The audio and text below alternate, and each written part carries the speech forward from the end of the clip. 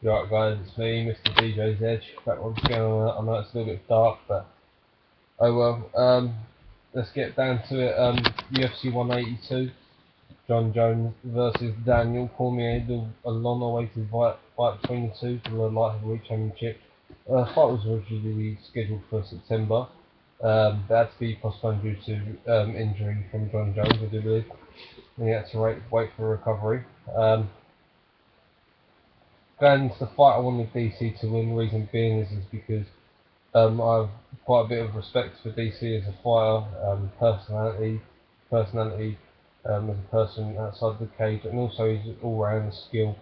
And he definitely showed it tonight in the fight. He showed moments where he could have possibly outdone Jon Jones, especially in the striking game. Um, but as we know, Daniel Cormier is really good in his wrestling, with his wrestling background, and he has never been taken down before in the UFC. We saw last night that he actually did get taken down 3 times, I do believe, by Jon Jones. Trying to make a statement, Jon Jones was in regards to his wrestling. I don't remember if you've seen the interviews, but basically the feud all started from when Daniel Cormier didn't take a comment too well that Jon Jones said to him backstage at a UFC event regarding his wrestling background, and because Jon Jones just didn't realise that he was an Olympian wrestler. Um, and Jon Jones was like, yeah, I can take you down. I can, yeah, I can take you down. And it was just proving the point here that he can take him down. I personally think though it was due to Daniel Cormier's tiredness, bearing in mind he took him down in, I believe, in the 4th round. So in the first round of the championship rounds, he took him down, and at this point, Daniel Cormier was looking rather tired. Um, Overall, though, I think Daniel Cormier could have took the first 3 rounds, and then Jon Jones' last 2, because he did go to a decision the whole 5 rounds.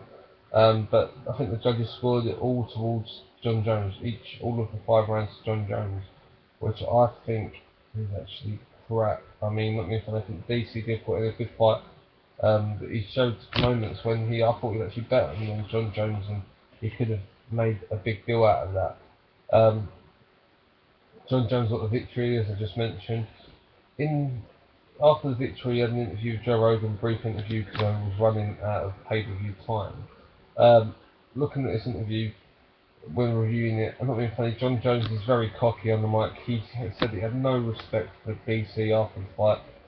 I just think he is just a total, well, not a dickhead, to be honest with you. I think it's just out of order. I mean, this ain't really what the sport's about. I think if DC would have won, he would have commented on how he respected Jon Jones. I think he's a decent bloke like that. Whereas Jon Jones, being the young cocky bloke that he is, just literally just said, I don't like DC, end of. And he was just wasn't humble in victory. If anything, he was just showing off that he's beaten, which I thought was completely out of order, and it's not professional to do so. And he even said that. He said, I know it's not professional, but I hate him. And fair enough, but I mean, he did just go toe to toe with you for 5 rounds. You know what I mean? You've got to have some respect for his game, for his fighting game. No matter even if you don't have any respect for him outside of the cage, just respect him inside the cage. You know what I mean? And he could have been a bit more humble in victory towards DC there. But hopefully I see DC coming back, possibly for Jon Jones Cormier too. You never know. Gustafsson is probably going to be next. Everyone with Gustafsson.